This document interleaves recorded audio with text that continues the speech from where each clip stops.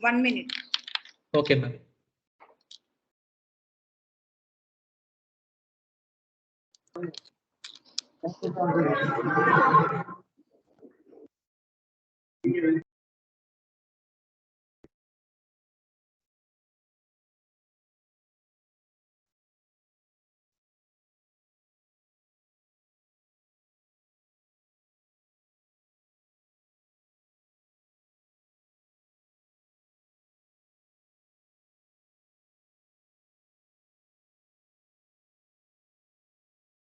Ma'am, please unmute your mic, ma'am.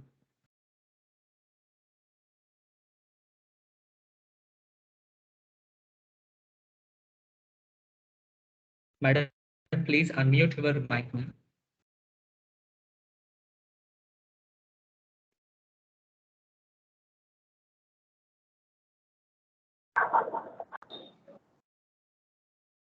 Madam, please unmute your mic, ma'am.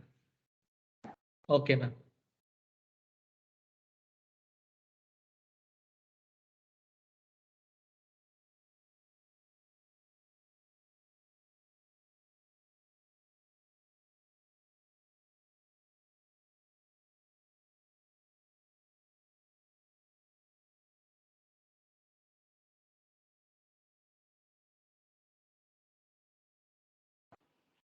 Shankar, is that okay? Yes, ma'am. I will just try to share my screen.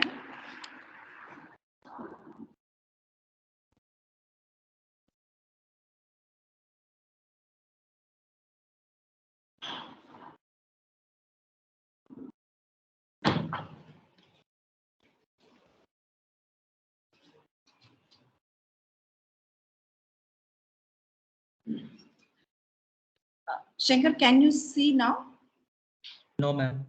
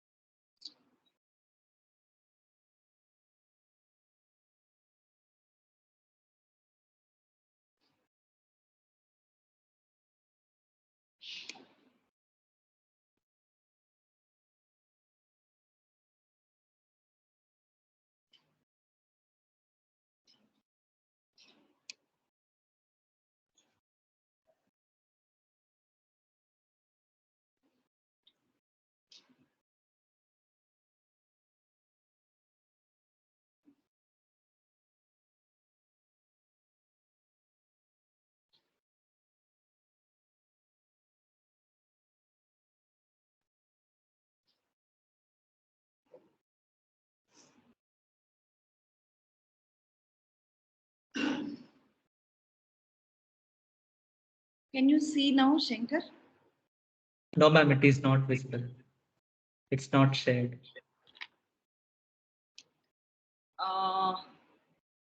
Shankar, I'll WhatsApp to you. You open from there. Okay, ma'am.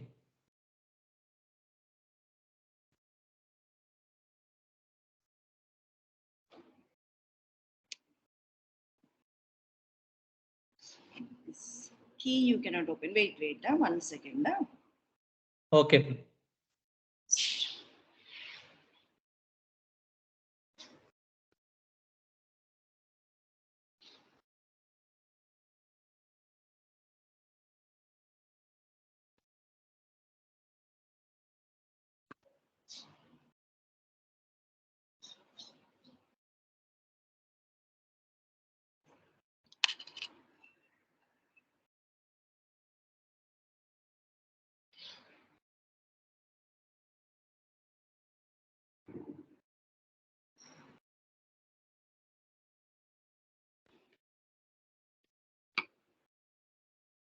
Okay, Shankar, you open from there.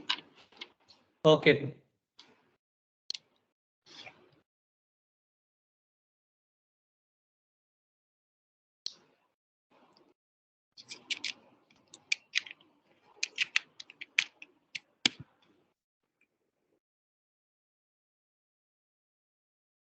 Madam, are you forward the PPT, ma'am? Yes, yes. WhatsApp, I did. Still, I'm not It, received. yes, it is still reaching now. One Oh, second. okay, okay, ma'am. Now you can check.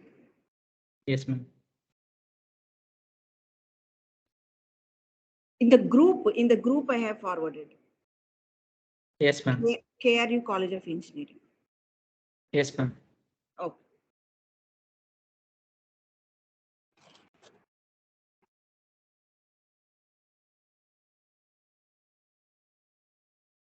Did you receive? Yes, ma'am.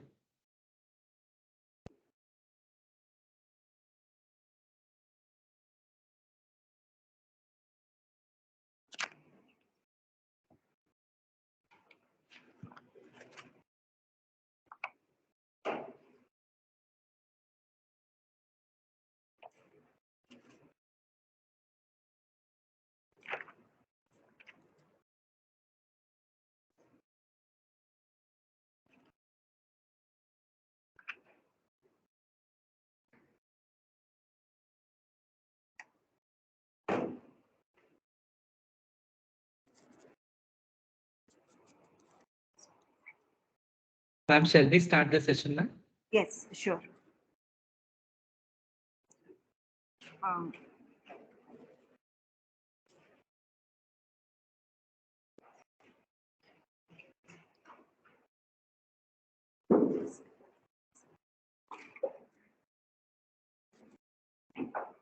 Good morning, everyone. Welcome to today's session. And thank you so much, ma'am. And thank you for being here this morning, everyone. I'm very much excited to introduce speaker of the session, who is my guru in my PG, Dr. M. Kamala Kumari, ma'am, Principal of RKV Nannaya University MSN Campus, Kakinada. Madam took various responsibilities in all administrative responsibilities, including Department of CSE HOD, Honorable Associate Director of PhD Examinations, Women's Health Coordinator, Dean of CDC, and member of AOC, and presently taking the charge as Principal of RKV Nannaya University MSN Campus. And Madam is expertise in big data and analytics, data science, artificial intelligence, and deep learning. And Madam received various awards and fellowships, Bharat Scouts and Guides President Award, Bharat Scouts and Guides Governor Award, and Associate Fellow of AP Academy of Sciences. And we are very much excited, ma'am, to hear your valuable message and valuable information regarding to the concepts of research trends in artificial intelligence along with the deep learning, ma'am. With that, I ask that you give your full attention, participants, to Dr. M. Kamala Kumari ma'am and help me to take the overcharge to present the current trends in AI and deep learning. Thank you, ma'am. Ma'am, you can proceed now. yes, Shankar, thank you very much. First of all, I regret for making delayed in 10 minutes, I think. This will be carried to one hour, I think. Other than 50 minutes, I have to take 1 hour. So I regret for that and apologies for all the participants. Shankar, thank you for your good introduction. Thank Yes, we can start the session. you. Yes, ma'am. Yes. Shankar, you need to help me as I'm moving towards the lecture. Definitely, ma'am. Yes. So we'll scroll as and when one slide is over, I will be just calling you. Okay, we'll move on. Okay, Shankar. ma'am. And I Okay. congratulate all the CSE department of KRISHNA University for organizing this FDP program. And we'll see the index. Yes, Shankar, we'll go to the index. Yes, ma'am.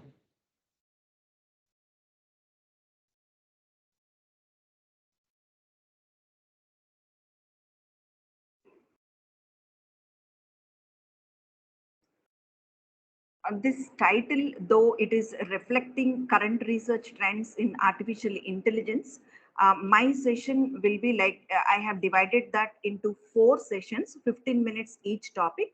One is like artificial intelligence basic definitions of it. And main thing is, when I'm studying, I was a bit confused with machine learning and artificial intelligence. So I wanted to know all the relation between them, or whether any differences existing between AI and ML, and related to that any data science. That will take 10 to 15 minutes. And we will see the different types of artificial intelligence, which will go for 15 minutes. And uh, one concept of artificial intelligence, though it comes under machine learning, but I would like to give the computation and the introduction of deep learning, how this goes on, and the CNN of the deep learning.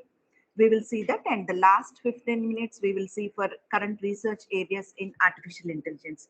So initially we will see like what are the different systems every day we live in which comes into artificial intelligence.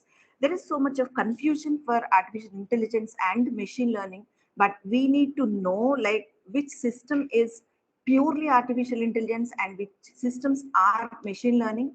And as we see the relation between them, any machine learning system is definitely an artificial intelligence. But whereas all AI systems, it's, I cannot say an artificial system, but all AI concepts are not machine learning, with very hair thin line difference that we will see in today's session. We'll start with that. Shankar, yes. Yes, ma'am.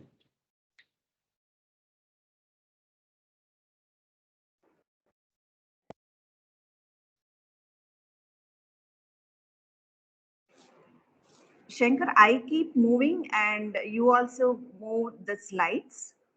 Definitely, ma'am.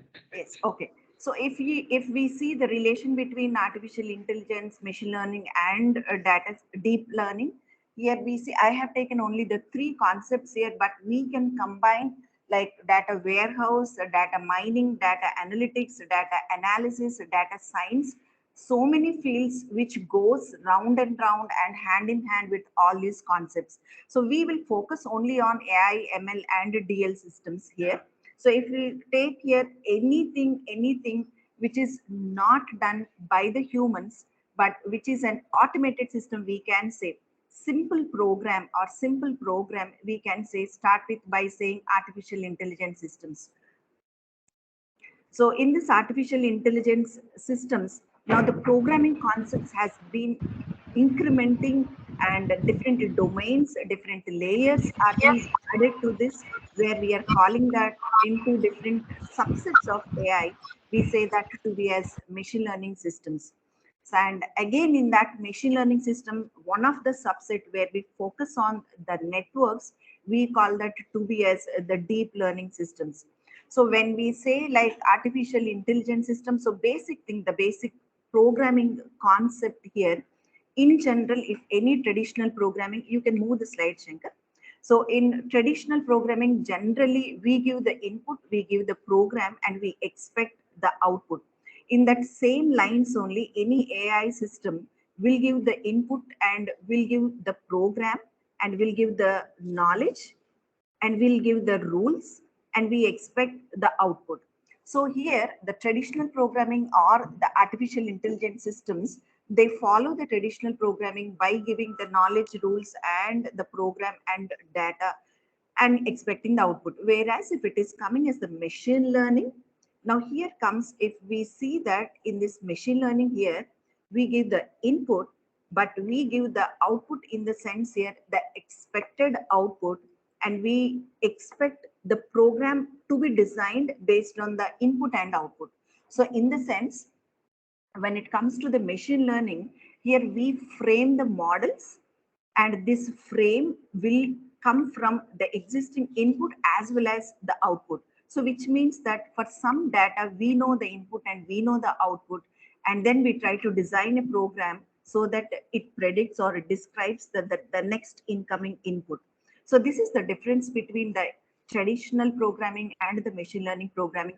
It is nothing but what is the output we give inside this, it is nothing but the model which is constructed based on the existing output is the output shown there.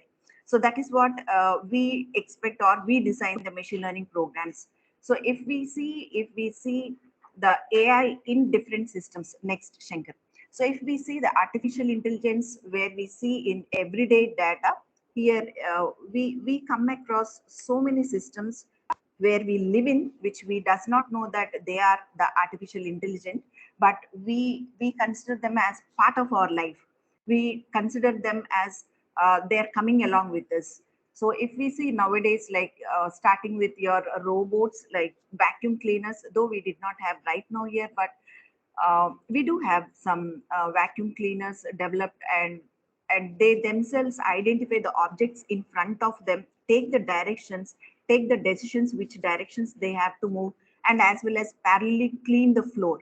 So one kind of robots, we can call them like Roomba vacuum cleaner. And if we see the Reshma robot, where it is an humanoid, and the humanoid acts similar to our human beings, and it responds to the questions what we ask with artificial intelligence. And similarly, nowadays, if we see all the digital assistants with any type of voice, whether it is Mac or Windows or any other voice, we have the Siri, and we have the Microsoft's Alexa and Cartona. All these are your digital assistants which takes your voice and responds accordingly. And of course, nowadays you are coming across like self-driving and parking vehicles, which looks at the traffic lights, take the directions, take the decisions, identify the objects in front, and rethink robots, AutoX or NVIDIA, or these are self-driving cars. And with vehicle recognition and identification, nowadays we have image processing.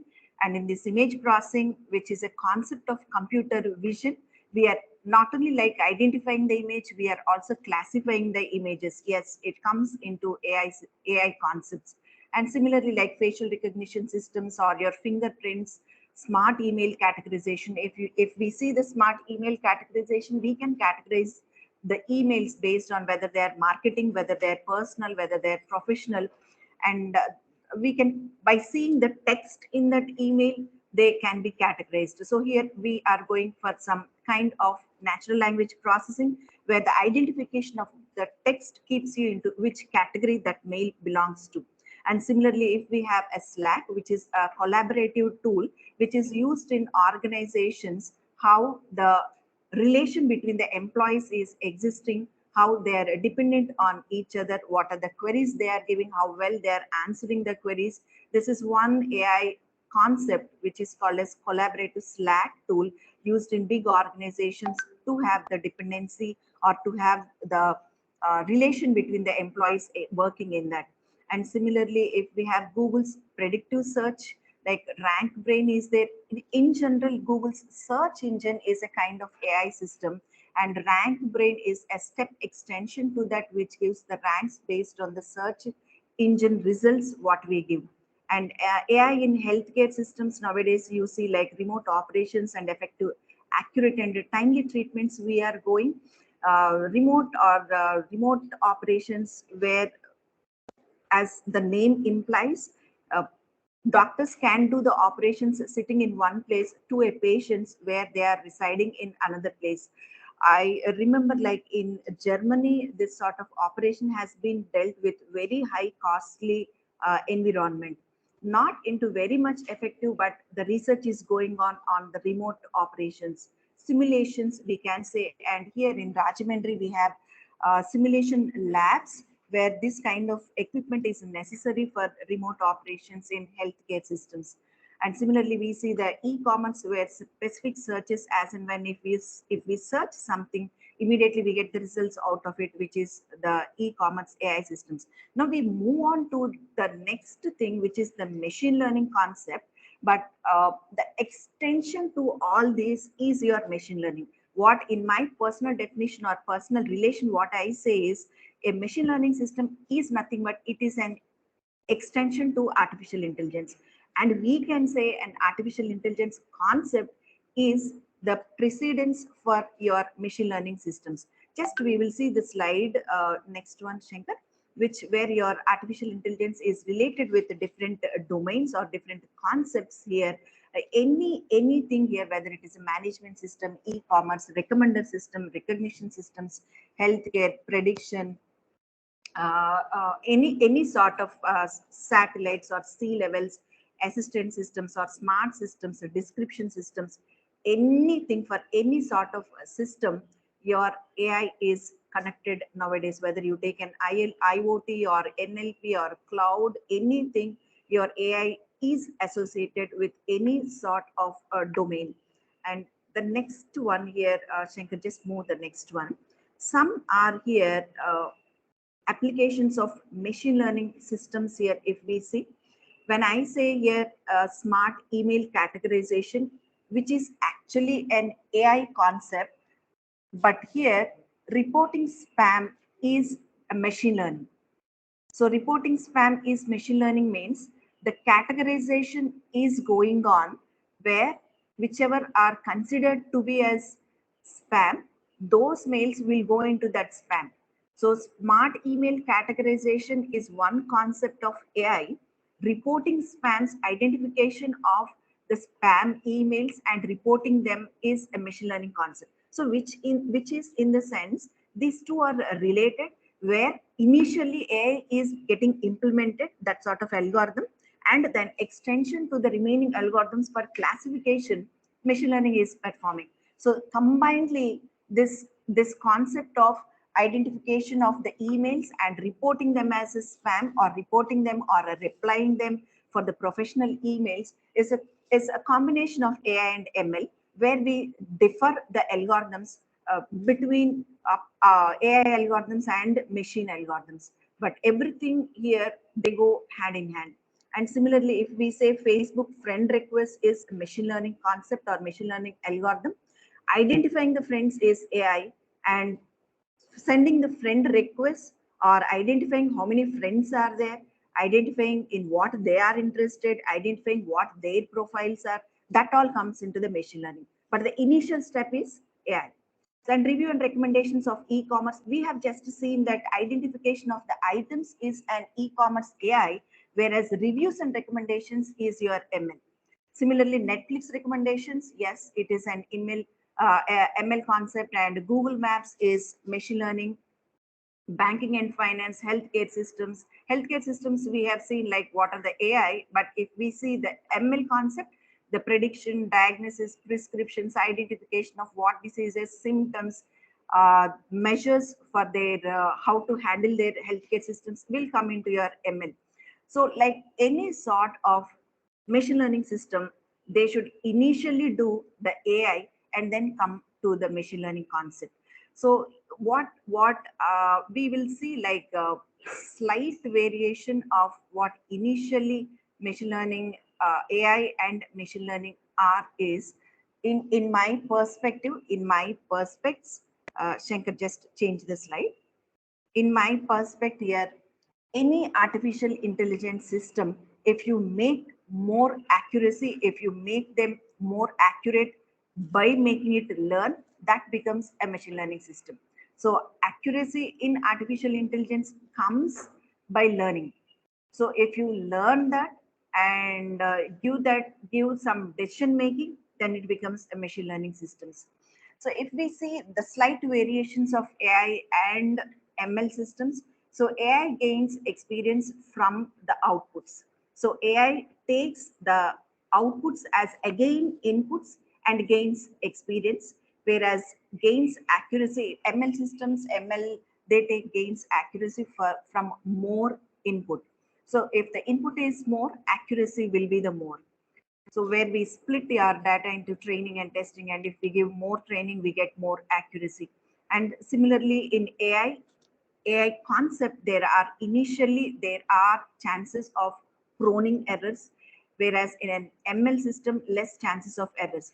Why in AI, initially chances of errors means if if the knowledge rules or the predicates, if they are very less, and that predicate implications in the design itself, when we give the input itself, if we give the wrong, then there are chances of getting the errors. But these can be overcome, these errors can be overcome if these errors are saved for the next action.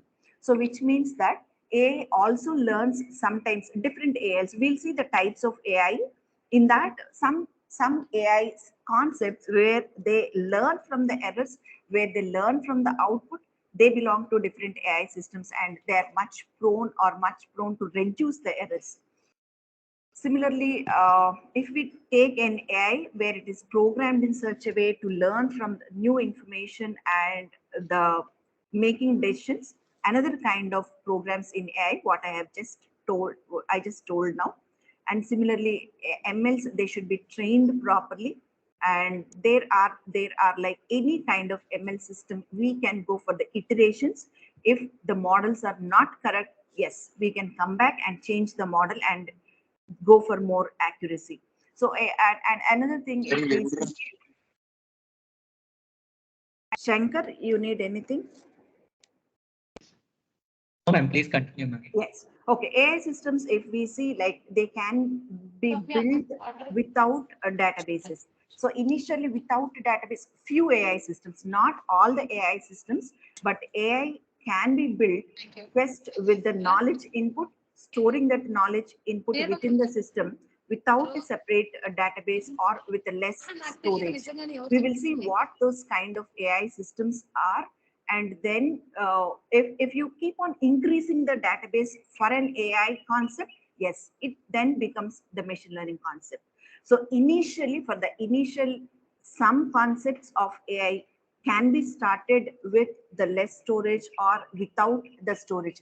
Example for that is if you take a chatbots, where the chatbots need not maintain any database, they can simply chat by mapping the inputs from the humans, checking whether that input words or text is in contact with the knowledge rules, and then they can reply based on the inputs, where they did not maintain any kind of database. But if that chatbot requires any database with small storage, yes, it can go for a machine learning task. We can call that as a machine learning task. With this introduction, we can define what is an AI and what is a machine learning system. And these definitions, this I have carried from the Microsoft Azure. We have hundreds of definitions where everyone has their own definitions. But here, this is somewhat relevant, where artificial intelligence, it is the capability of a computer system to mimic human cognitive functions such as learning and problem solving. It's not only the learning and problem solving. Any AI system can have the learning, the problem solving, it can take the decision making, it can go for analysis, all these kind of competent, relevant, perfect mathematical problems, we can call that as artificial intelligence. So that intelligence we are trying to give to a computer from a natural intelligence. So the natural intelligence is nothing but the humans acquired with the environment, with the actions, with the knowledge, with the experience. We are trying to induce into the computer systems where the computers are trying to replace the humans with the environment where they exist and they survive, so that the drawbacks of the human beings can be reduced with these systems. So we can just simply tell that artificial intelligence is one concept where it is trying to mimic the human cognitive functions and take different functions they can do, as learning, problem solving, decision making, analysis, all these things they can do. Machine learning, as I said, it is an extension to an AI. We can say that machine learning is an application of AI. So it is not only the machine learning, we have so many things which are all the applications of AI systems. So AI concepts. So it is the process of using the mathematical models. One strong thumb rule you can keep is whenever a machine learning comes, we 99% we expect the models for the machine learning systems. So whenever a ML is there, we try to build the models with the statistics and the mathematics.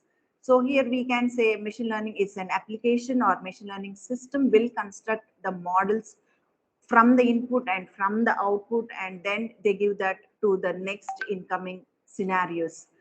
So this is what an intelligent computer uses AI to think like human and perform tasks, and machine learning is how a computer system, it tries to develop the intelligence for any system it is considering. So ML will try to induce, or ML will try to train the system and gain more intelligence. Whereas here, AI will take the intelligence from the humans, from the rules, from the knowledge, from the predicates, and then act accordingly.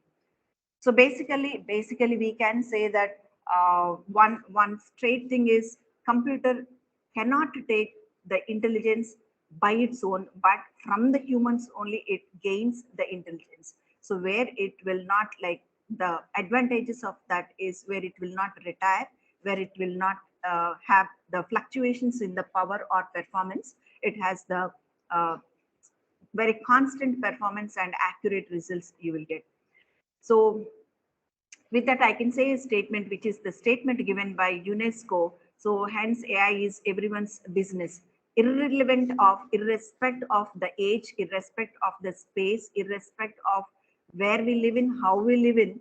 And nowadays in this, instead of saying the digital world, we can say it as the machine world. Nowadays, because of that, AI is everyone's business. We need to use it in a right way, right time, and in a right manner. So all this, just turn your head, change your look. It is the AI wherever we go. Yes. Now we will see, just Shankar, go to the 12th slide.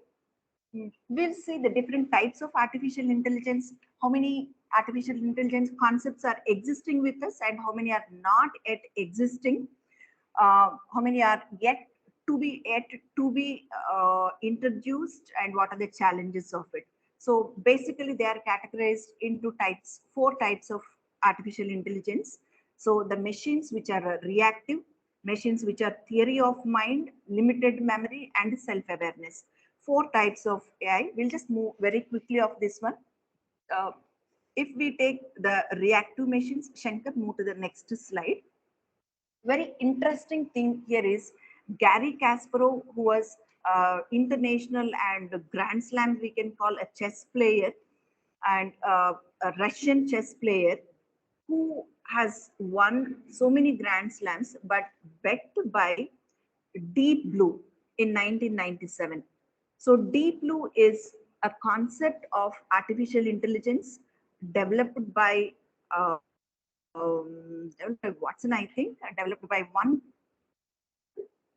Deep Blue. It is developed by a company where IBM's Deep Blue, where it developed so many moves of the chess.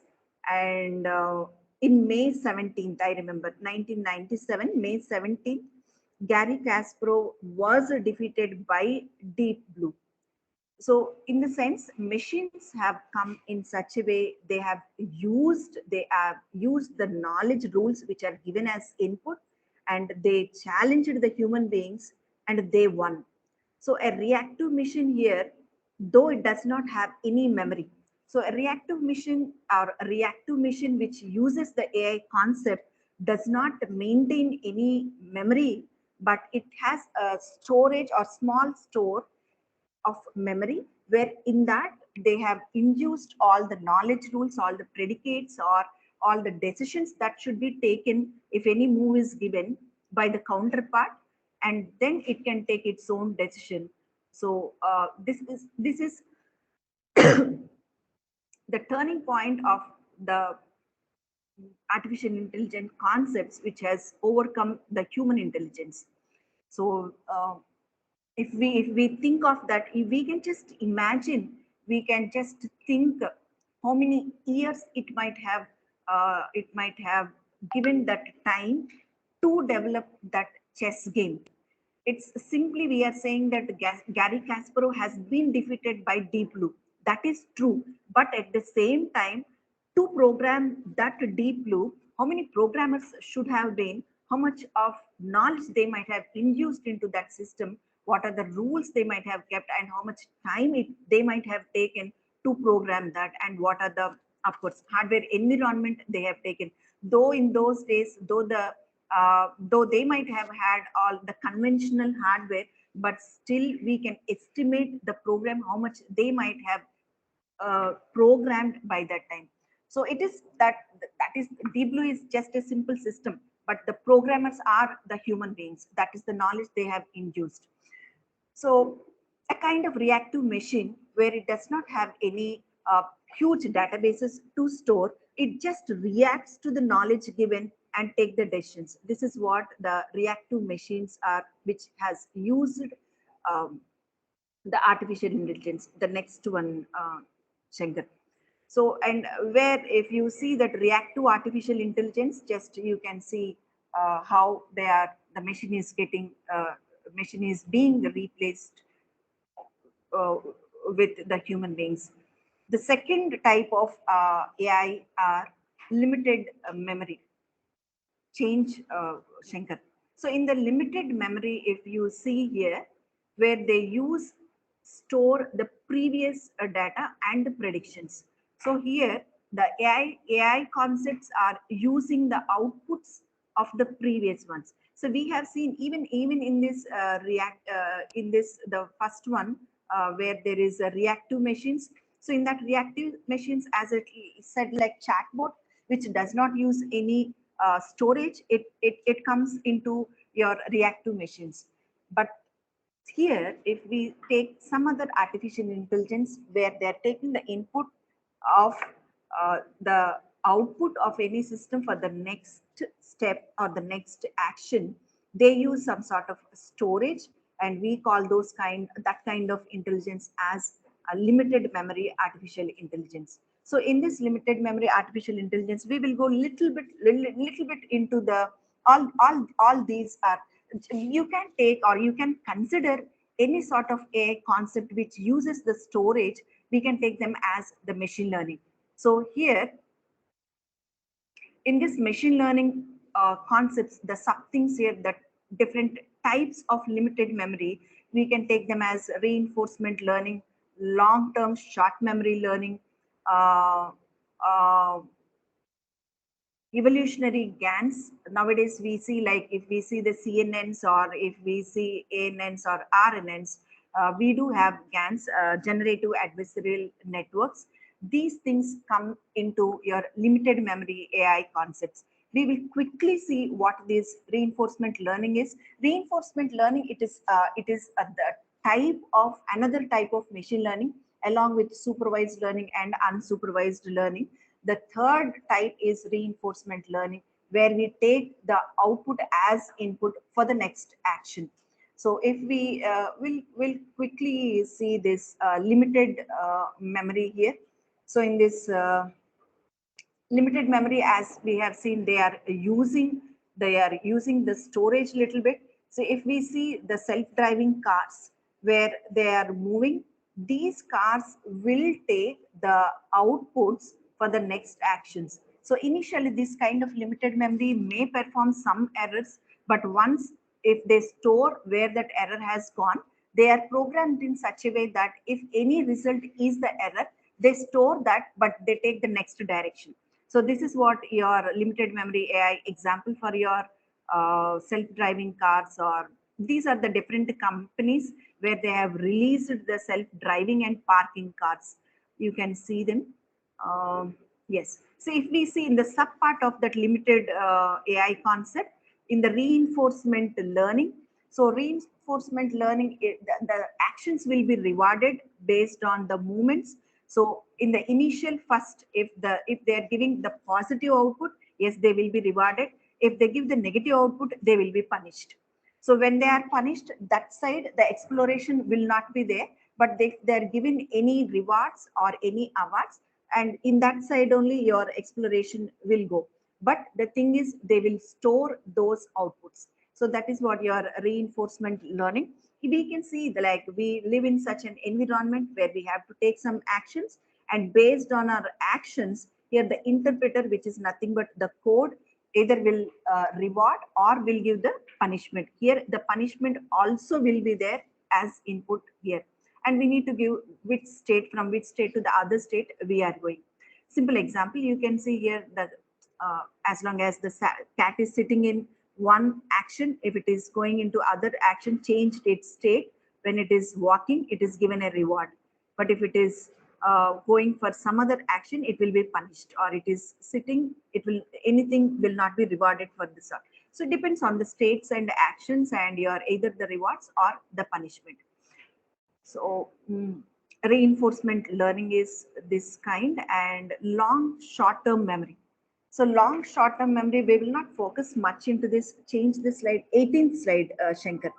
So in this long short-term memory here, if we take out that recurrent network, just if there is no red direction, this one will become your deep learning, or this one we call that as CNN, convolution neural networks. But whereas recurrent network means where we are taking the output of these nodes into the next layer, where we are storing this one. And if we see how this is being implemented, we do have some three different types of gates. One is the forget gate, input gate, and the output gate, where in the forget gate, if there are some mistakes or errors, they will not be considered. But here in this LSTM input gate, you do have some the storages, where those storages will be given some tannage functions for the more accuracy. And if this input gate will multiply all those inputs, and then it will be given to the output gate. So long-term short memory is the one where it stores the next stage output as input to the next stage. So previous state or output as input to the next stage. So this is long short-term memory. This also RNNs you can take as an example for this, where it uses LSTM concept. And generative adversarial networks, this is one concept which also comes into your uh, learned AI here. So here we have generator as well as the discriminator.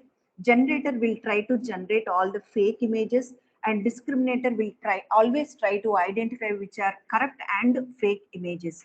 So if they are correct images, yes, it will be given. If they're fake images, it will be given as back propagation.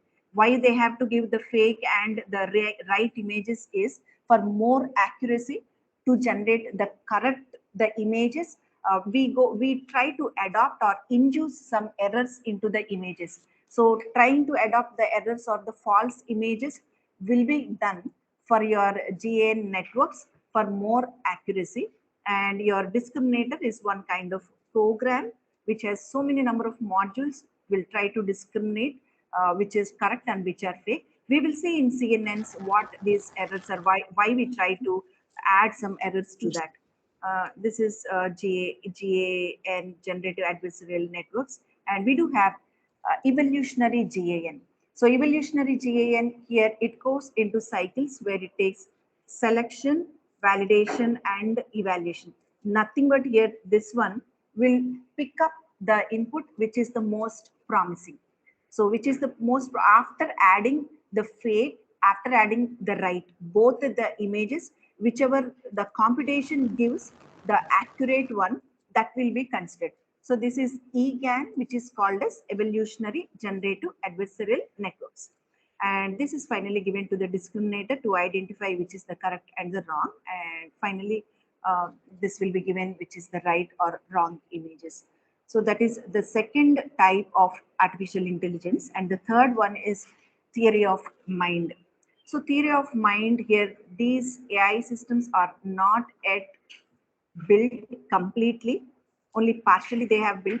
And to be quick, we know that we know some robots here. So the robots, like if we take the Star Wars or C3P0 is name of this one. And more than me, I think students should be knowing what is this Star Wars robot is, and all of us might be knowing this robot, the Chicky robot. When we are seeing that movie, we felt like it does the actions which are programmed or which are done, but at the end, it tries to show the emotions of that robot. So emotional programming is not yet done, it's not yet built, but in future, this kind of robots may be built. So these sort of AIs, we call them as theory of mind intelligence. So we can even call them as mind gaming robots or mind gaming AI concepts. Another type of artificial intelligence is self-awareness. So in the sense, self-awareness, which is an extension to theory of mind, not only expressing the emotions, but will also act according to what the counterpart is thinking of. It's not the individual, but they even act according to what the current state of understanding, what action should be taken, what the others, how they will react, and based on that, what action these robots or these AI concepts will take. Which is in the sense, if you play any game or if you have any other counterpart, AI will not only suggest you, where AI will not only give you the decisions to take, but it will also consider the counterpart, how they are, and it does all those actions with consciousness. So in the sense, like if you are programmed with the consciousness, means almost you are trying to follow the ethics. So generally the basic difference between the machines and the humans, we should say that humans will have the ethics, but whereas the machines, we will not expect. But when it comes into the self awareness, artificial intelligence, we can expect the consciousness, we can expect the ethics to be programmed when we go. So either the theory of mind or the self awareness artificial intelligence is not yet built, but they are in progress. So some example of the self awareness intelligence is like, they will be like almost like they are like human beings with consciousness and ethics, they suggest you. This is what your the different types of artificial intelligences are, the four different types. We will just thank John McCarthy, who coined the term artificial intelligence in 1955. Just trying to uh, just change the situation. So till now, Shankar, 25th slide. Till now we have seen what AI concept is, what machine learning concepts are, what are the relation and how well they go, what is the relation between AI, ML, deep learning concepts are, and we have seen different types of AI AI concepts, artificial intelligences are. If we take any searches in artificial intelligence, generally, like other than the other than the programming, like initially you try to build the knowledge, you try to go for the representation of all the inputs and outputs and the knowledge. After this representation, we try to develop some algorithms, and most of the algorithms in AI will be your search algorithms. And we do have different types of searches, like we have the heuristic searches, we have the local searches, like undefined and uninformative searches and informed searches. We can call uninformed as blind searches without having any knowledge of what the goal is or what the output will be, whereas the informed searches will have the information about what the goal state should be and what is the environment where the actions should be taken. In general, if we take any search algorithm, just these are the notations we are trying to see. Any AI, it has to consider any search algorithm, it has to consider 26th, Shankar. Any AI, it has to consider the different concepts here, and your programs should be with this kind of variables, I should say, or the data structures.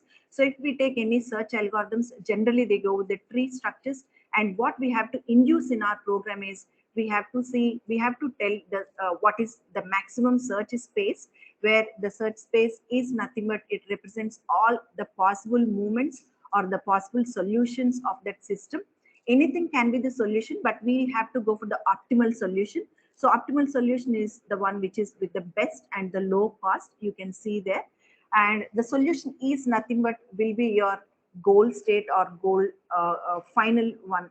And the goal test is the one, we will be in the starting from the initial state, we move where we will be in the current states, and we need to check whether it is the goal state or not. If not, you have to explore.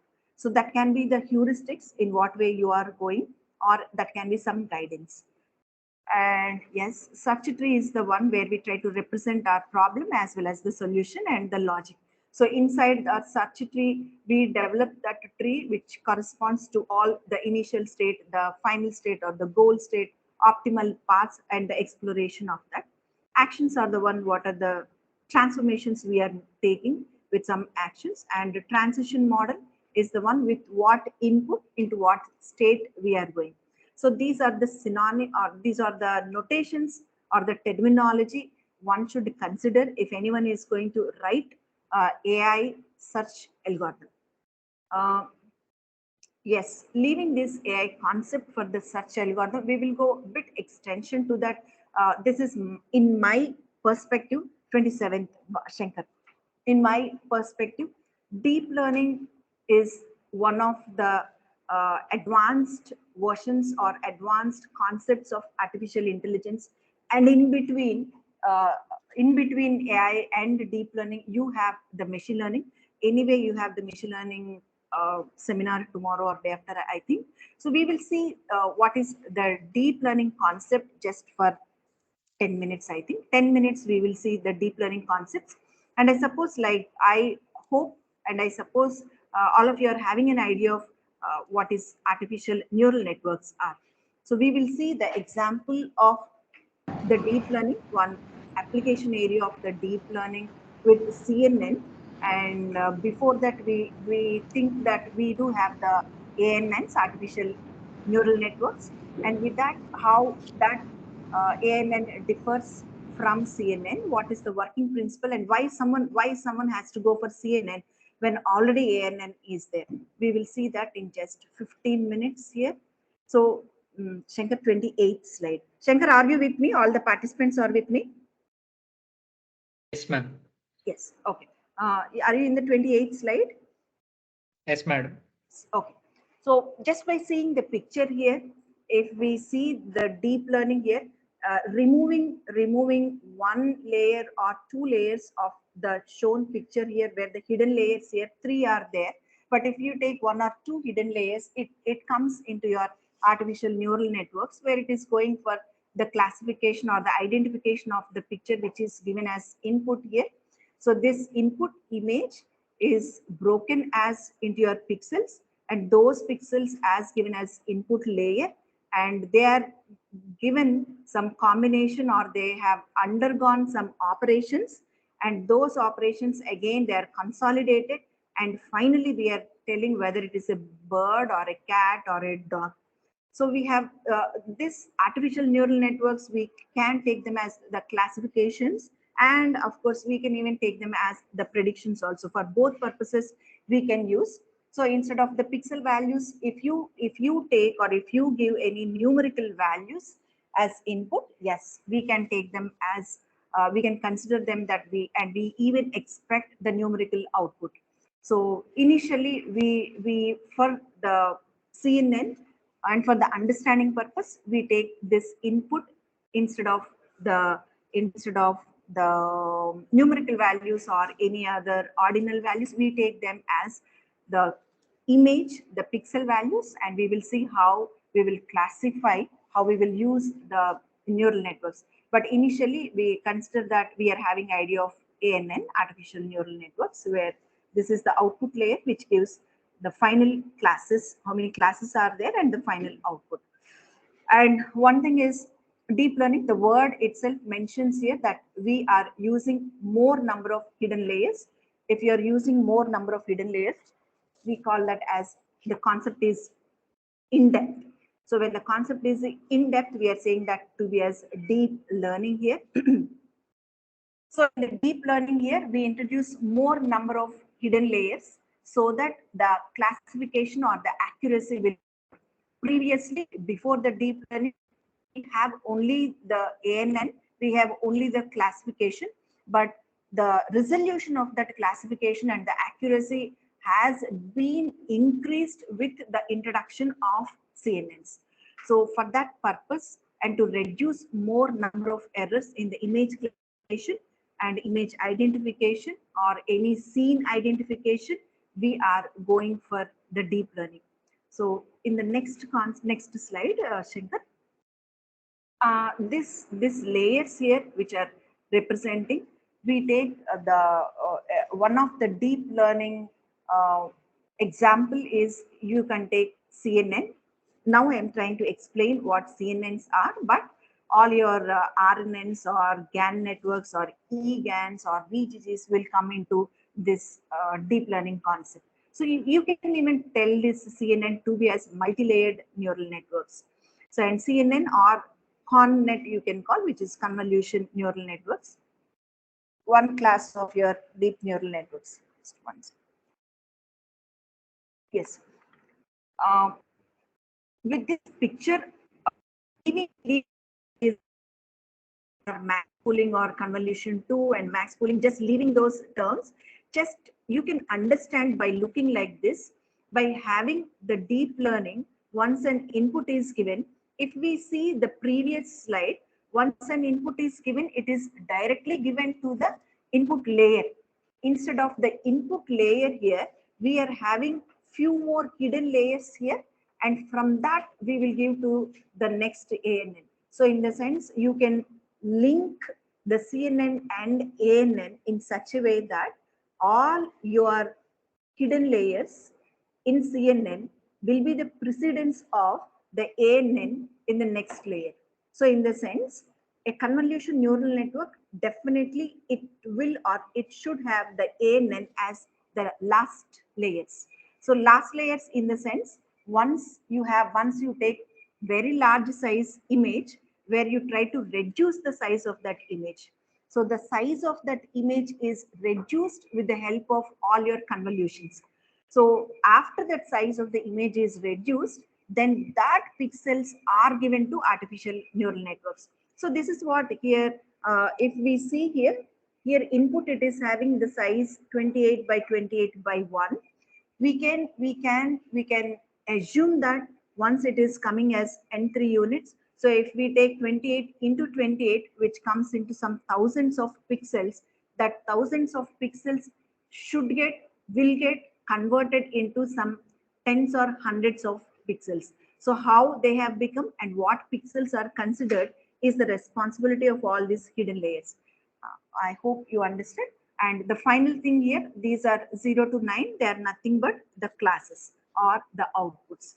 So this is what the basic structure or the architecture of your CNN is. Now we will see what actually is a convolution, what happens, what an image is considered, how that image is broken, how do you add or how do you improve the input of that image with what values, and how you are going to add the errors to that, and which says that adding error is nothing but to consider the errors so that the prediction will be more even if an error image is given.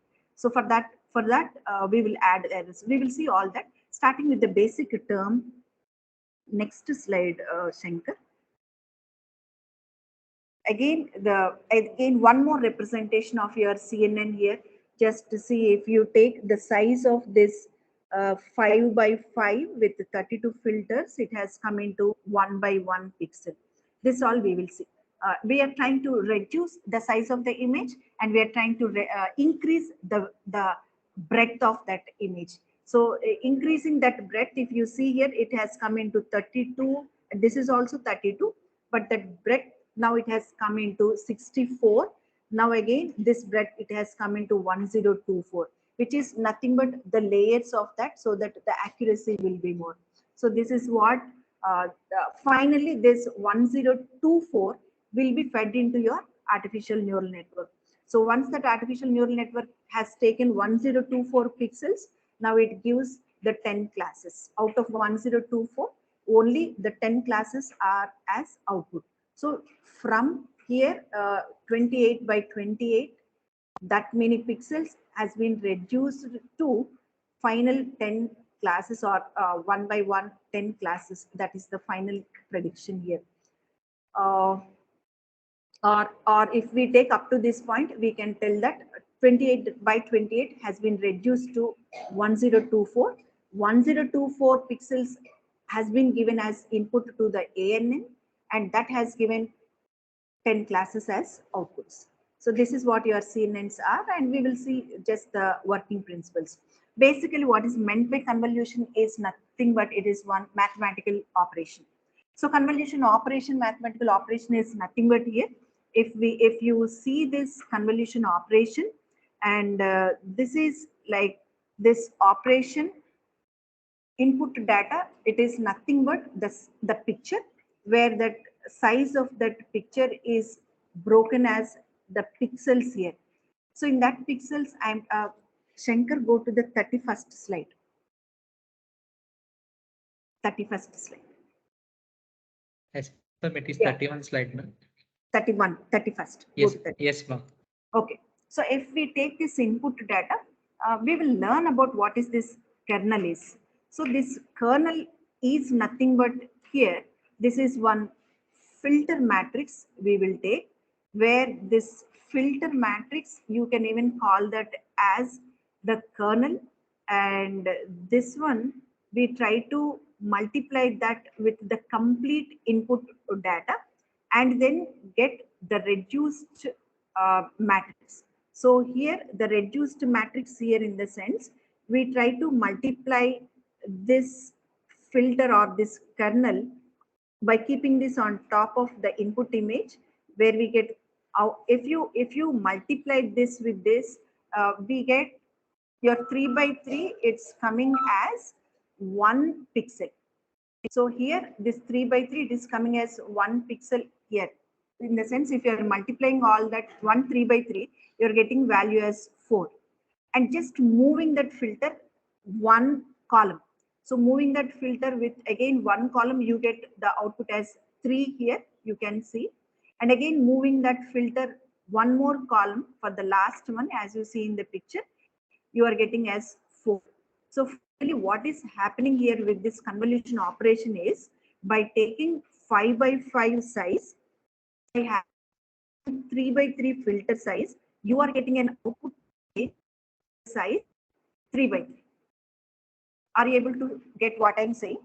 If the size of the input is n, which is n by n, and the size of the filter is f by f, and you are getting the output as 3 by 3. And we did not use any other operations here. We did not use the padding. We did not use the pooling. And we did not use the ReLU also. We will see what those padding pooling operations are and what this rectified linear unit, which is the ReLU, and why we use it. We will see just in a while now. So I hope you understood what is this convolution operation is and convoluted feature is. Now, if you see this one here, where we get, like, for the first matrix, we get 4. For the second, if we move, we are getting 3, and the third, we are getting 4. And similarly, we move one row down, then we get in the output, we get the second row. If we move the filter one more row down, we get the third row. We are simply multiplying them and adding all those values. So now the input has become 5 by 5, has become as 3 by 3 with 3 by 3 filter. So this is your convolution feature is. Shankar, go to the next slide. If we see here, we can compare that kernel or filter, as we can compare that with the regression or the slope. When we see, when we calculate y is equal to mx plus c, where your dependent variable y is being dependent on x. In such cases, x is the input, and where m is the slope, we can take that slope value. Again, even if that m, it comes with the difference of x and y, but we can change that slope. So you can equate or you equalize your m as your kernel or your filter. So this is what your kernel is, where we can consider that value. And yes, that is the dot product we are going. Shankar, you can go to the next slide. Grayscale images will have 1, 0, and -1 values. Other than that, RGB values, you can take any other RGB values, where your R, G, and B, they range from 0 to 255. Any value will represent the combination of those 3 values. Yes, Shankar, go to 35th slide. So here in this 35th slide, when we see, you are having the stride operation, where we are introducing this stride. So in this, stride is equal to 1 means you will just move once. If the stride is equal to 2 means you leave the 2 columns and then move your filter. So that is what the stride operation is. So along with the convolution operation, one more operation is stride. Generally, stride will be 1, But if you take stride to be as 2, you move the 2 columns the other side of the filter, where there will be bit less of the resolution if you move your stride 2 columns. uh, if you take this 6 by 6 and your stride is equal to 1, as I explained, you get, and this is what your, now if we say this 6 by 6 image with 3 by 3 filter, you are getting an output as 4 by 4. So this your final output depends on your input size and your filter. This also depends on your padding. So there will be one more operation which is called as padding. We will see that padding just in a while. Before that, uh, yes, yes. If we see this slide in 36, the next one, we do have a filter as filter 1, and we also have another filter as one second. One second. Yeah, yeah. Tap, tap, no, 1 second. 1 second. Uh, we have this convolution. Uh, Filter is equal to, and here filter is equal to 2. We can have different numbers of filters so that all those filters can be multiplied with your input image, and you get all your RGB channels in this way, where your color images and all your RGB colors and number of filters, you can increase all your number of filters, and again you get number of outputs also, where you're trying to increase the breadth of your outputs. And if you see this convolution fully connected here, we are making the fully connected means here you totally your the final output, where it is, if we take this one as 4 by 4, here if we are having, say for example, 16 output pixels are there, you flatten all that 16 output pixels, which becomes your uh, input nodes or input layer for your ANN. See here I am having six pixels or 6 by 6 final output, and that is being flatted, and so that your input has become 36 inputs are there. So this is what your fully connected layer is, and the whole CNN concept is convolution or max pooling. And again, you go on repeating this convolution, again max pooling. In between, you can have the striding or padding. You can have padding is the one where you add some zeros to the border so that your image will not be reduced. You get the same size of the image. And finally, that is flattened and given to your artificial neural networks. And final classification is given whether it is the cat or the dog. This is what the operation of your CNN is. And the final thing here, it CNN, we try to go to compress your image and to consider very big images, and finally to get the reduced image so that we are not losing any important key points of that.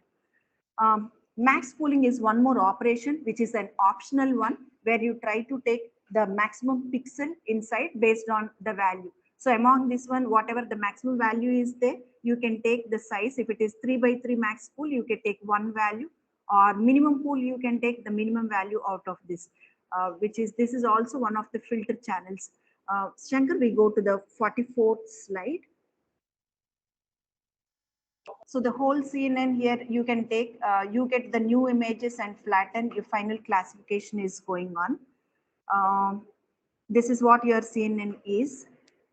Shankar, go to the 50th slide. Research, your research trends in AI is there, where we have different research trends. I'm trying to skip all the slides. I have to attend one more meeting. Please, you have to excuse me. We do have AI-enabled chips and AI and IoT, automated ML is there, and cloud computing we can associate, and AI and cybersecurity we can associate. We can associate any expert systems, AI and expert systems, anything we can go. Even you can combine your all your domains with your AI, where AI takes many role. Shankar, you have to excuse me. Thank you for the opportunity. And any more questions? I can take any questions for 2 minutes. Dear participants, if you have any queries, please unmute your I'll mic. share the slides with you so that you can have the remaining AI research topics. You can go through by your own. Any other queries for this lecture? participants, or you can mail me. Shankar, you can take the last slide. My mail ID is there. Yes, I can see Madhavi Deepala. Yes, please.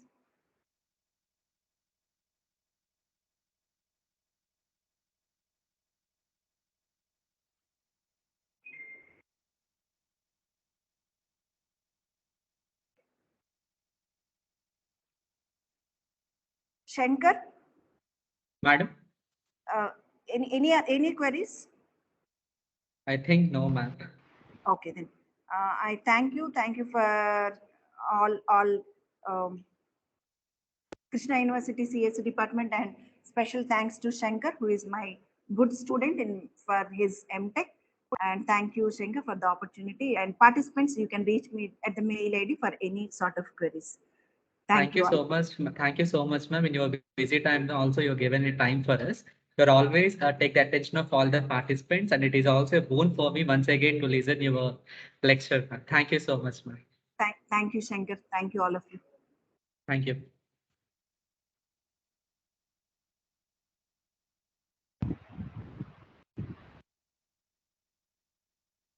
Dear participants, attendance link will be given in WhatsApp groups. On or before 1:30, you please fill the attendance form. If you have any queries regarding the attendance, you may ask me.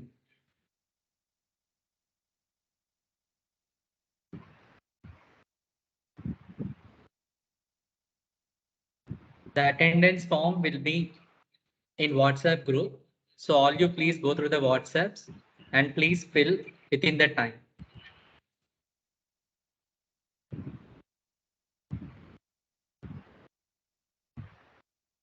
Thank you so much. We will meet in the next session. Thank you. One more instruction is that attendance is compulsory for all the sessions. Huh?